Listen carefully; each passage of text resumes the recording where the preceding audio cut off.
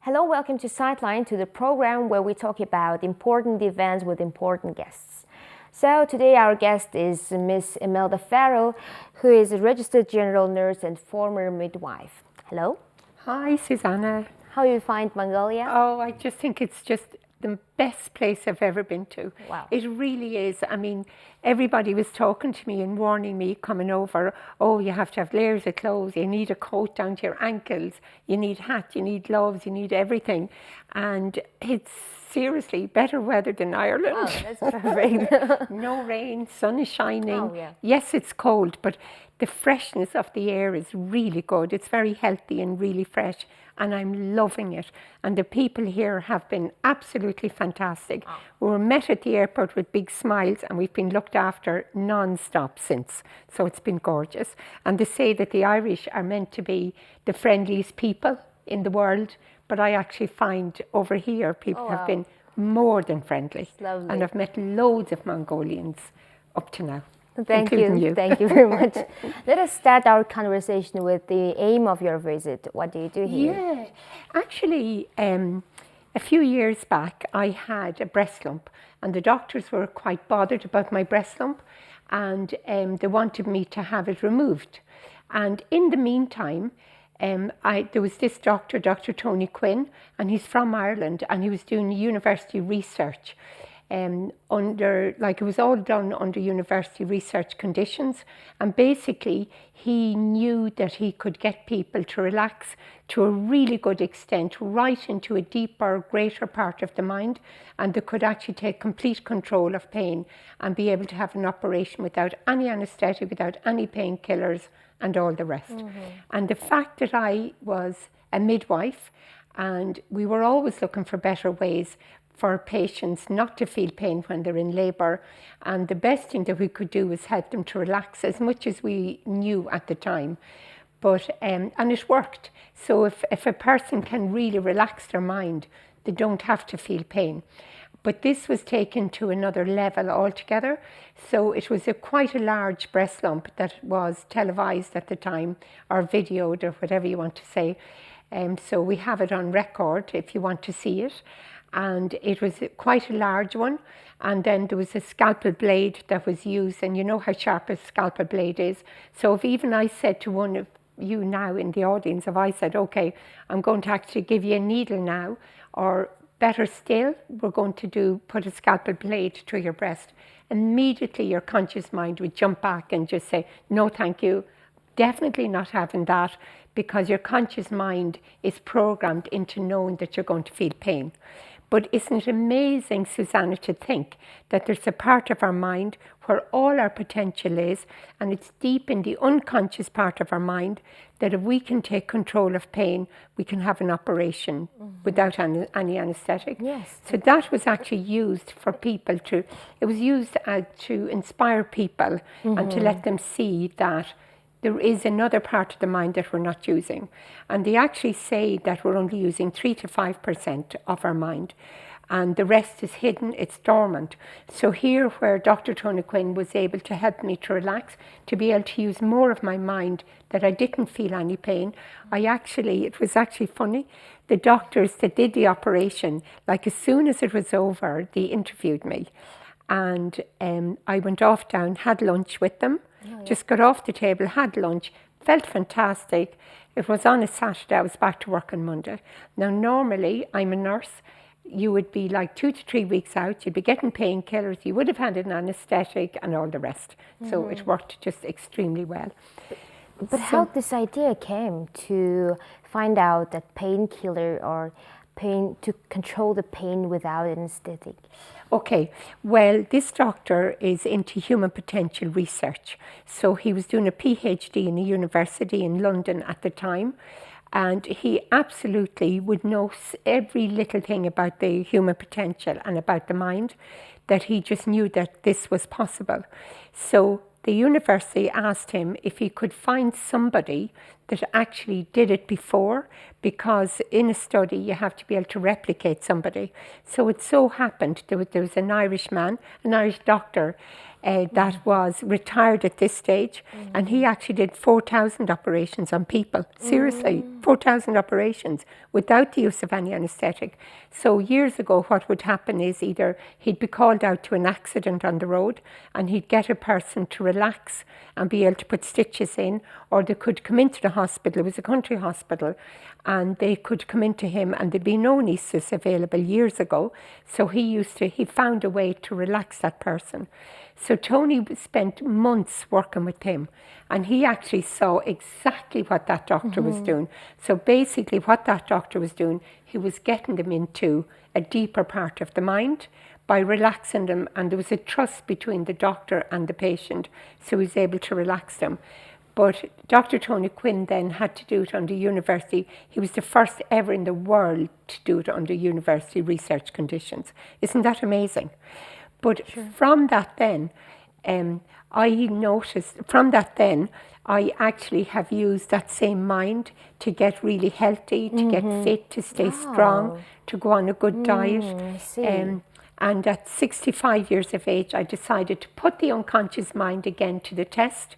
So I actually went in for a powerlifting competition. Yes. So just to explain to you what a powerlifting competition is.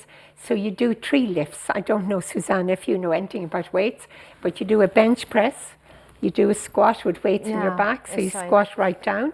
You do a deadlift where you pick a weight up from the ground. So it was with the Irish drug-free powerlifting competition. There was a competition on with the Irish drug-free powerlifters. So I went on, and within 6 weeks of training, I went and I actually beat everybody from all age groups, all weights, all different age group categories and weights. And I actually came out top in Ireland. Yes, for the fun of it, at 65. You did it, yeah. See, I did it. And then I was selected then to go and do the World Championships, which were in Moldova. Oh, wow. And I thought, here goes, just go for it. So I went and I broke a world record doing a deadlift. And to this day, I just have that record, and that's it. And I continue to train. I really want to inspire people, because so many people get to an age, Susanna, a certain age. You're young, but they do get to a certain age. The amount of people that I know that are sick at the moment at my age, you wouldn't believe it. And to me, it's lack of exercise, their diet isn't good. Whereas I just hope that I'd be some inspiration to people, that they can actually take complete control of their own health. You told that there were 4 operations, right? Yeah, that's right, yeah. And could you please tell us about the risks? Like, of course, those patients, they were understanding that what exactly risks may happen, right? And what doctors say in this case, like, okay, lay on this bed, we will definitely do this operation. And what exactly did they feel? What exactly they say? How they trust the doctors? How it goes, really? Isn't that just that's seriously such a good point that you picked up on? You see, I actually think that Dr. Quinn knew all the patients or clients. So to me, there's a certain trust. You know the way you can build up a trust with somebody straight away? So it's like, I think a trust comes into it myself. So like, to me, if you trust somebody, you'll relax. Yes, so sure. I trusted this person, so I completely relaxed. It's all on video. You should see the way I relaxed. Saw it. They were just talking, smiling, and and at the same time they were doing a very hard operation. They were cutting. It was really wow. Okay, well, the operations one, like, I'm a midwife, so I know how sore it can be. So one of the ladies was after having a baby a few weeks beforehand, and she needed surgery. So she had her surgery done. She was singing coming out of the operation. I mean, I couldn't believe that myself. And she flings the hat off, and when she came out of it, she was even saying, oh no, it's not over. She wanted to stay in it. She felt so happy in this part of her mind. Another lady had, I think it was, she had a lot of incisions in her leg, having varicose veins removed. And to me, the lady then that had to have ear reconstruction, like, that's so close up here. So she had that done without the use of any anesthetic, with no painkillers. they all got up out of their beds and were able to just move on amazing. and live their lives. It's really big Yeah. opening for Yeah. surgery, for everything. Oh my God, because Exactly. mostly operations and surgery, they're not even happening because of that scare of pain. Yes. That's why it's really a big thing that what you do. Yeah. How exactly it works? What exactly methods do you use to exactly make those surgeries without Anesthetic. yes. Yeah, no, again, like say this doctor has years and years of experience working with people, doing way more than relaxation. So the word that he would use is called a duco. So a duco actually comes from the Latin and it means to draw out the life from within. So he was working on all of that for years. So therefore then he knew that the conscious mind of the person is always in the way. So we're operating too much from our conscious mind. So in a person's conscious mind, you can get caught up with stress, with tension, with worry, with problems, with negativity, with all different programs that are in there. Now he would know that all you have to do is to relax that part of the person and have all your mind working together for you. And then you're in complete control, not only of pain, but you can actually take control of your own life and have a much better life as a result of it. And he's to this day just working and working and working on human potential of the person with outstanding results. Like I'm talking about outstanding results. You were asking me there about him being mentioned in The Secret. I just think that's fantastic. And he was mentioned every time. I'll just give you maybe the address of the website or my email at the end, because he is mentioned on that as a result of this result that he got. And at the moment, the result that they got was in the country of Belize. And this minute, that whole country of Belize is being changed and transformed into a magnificent country. Your conscious mind and all the programs that are in there can limit everything that you're doing. Yes. So if you can take away the limitations, anything is possible in the world. Anything is possible. So that's the way I'd see it. Look, let's go back to the surgery. You said that well, people feel relaxed, right? Then the patient should be relaxed while the surgery, right? Yes.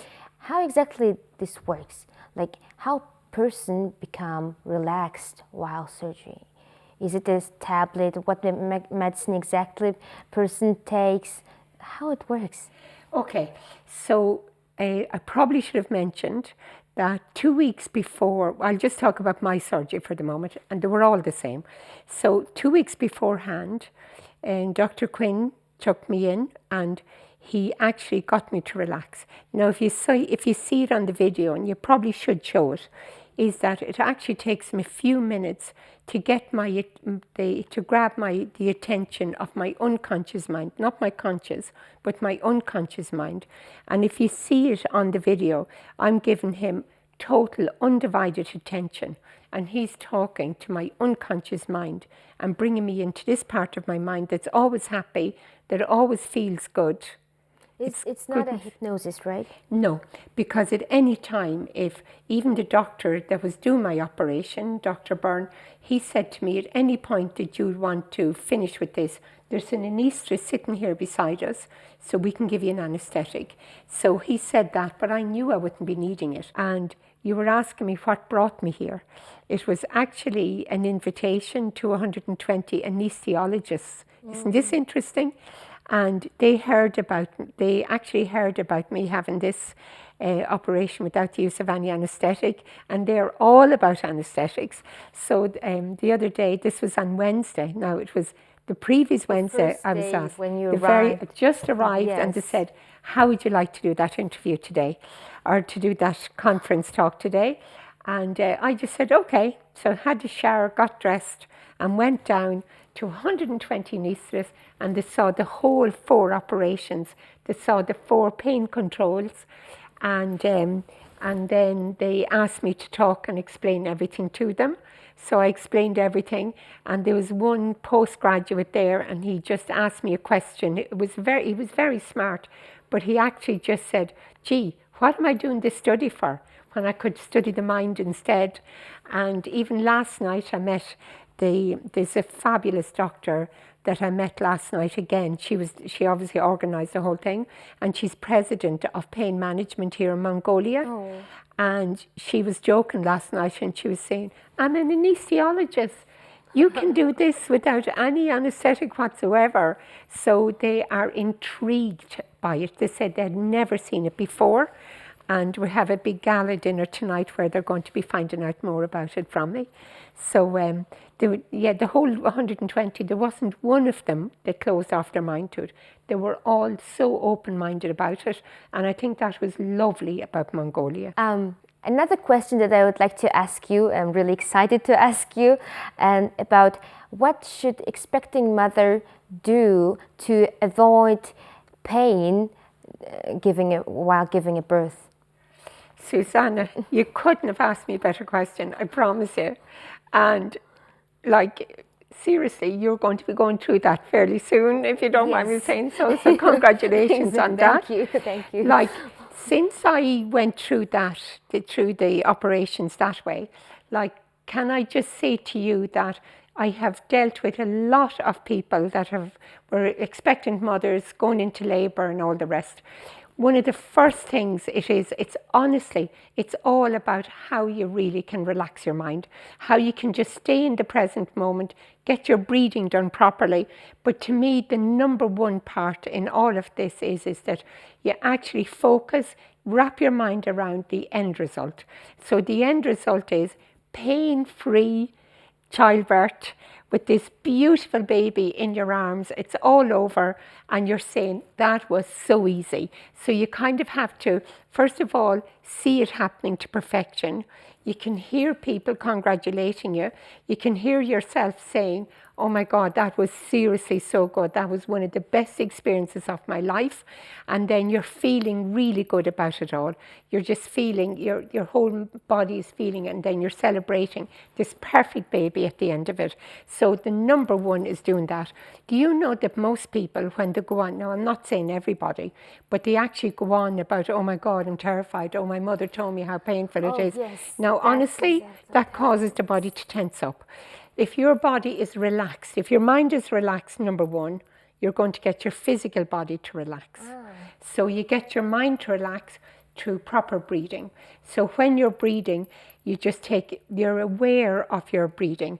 You're aware of, you take a breath in, and then it's almost like that you're watching your chest rising and falling as you're breathing in and out. And I would be, if I were you, I'd be practicing that. Honestly, I've got loads to do it, people to do this. So you actually take control of your own pain, you take control of your own birth, and it's all about relaxing. Just even think of it, doesn't it make sense? That if your mind is relaxed, your body is relaxed, and like Mother Nature comes in, it takes over, and you'll have a pain-free birth, I'm telling you. Just do it. It's for every mother out there ready to go into labour. I promise you, do your breathing properly and just decide that it's going to work out perfectly. It's all about wrapping your mind around your end result. And that's exactly what Dr. Quinn would have done for us. He knew that it was all going to work. So, and then I picked up even that kind of confidence in him. So it's the same with you. So you just go in there, do all this, and it'll all work out. Practice your breathing. Okay. And obviously eating well is so important too. I really do believe in that. Eating well right through your whole pregnancy. And that helps, honestly, that helps the muscles to relax too. Good eating, good fresh air, exercise. Don't give up on any of those. So just do nice, good exercises too. All of that is going to help you. Okay. Thank you very much for our nice, very interesting conversation. I loved it. You really, it took off on its own. Really happy, yeah. And thank you very much for what you do here in Mongolia. And please come again with more things to do for us. Oh, thank we'll you. Really I will. wait for you, and maybe we'll meet another time with a new conversation. Yes, it'll be a different conversation. Maybe. The next one will be about how to better Mongolia, make it even better than the way it is. Maybe new about your new openings in sports. Yeah, whatever it might Whatever, be. yes. Thank you very much. So the best of luck to you. Thank you. On that childbirth, it's going to be perfect. Thank you. Ladies and gentlemen, it was Miss Imelda Farrel. and we had a talk about pain control without anesthesia. So thank you very much. We will see you next week. Goodbye.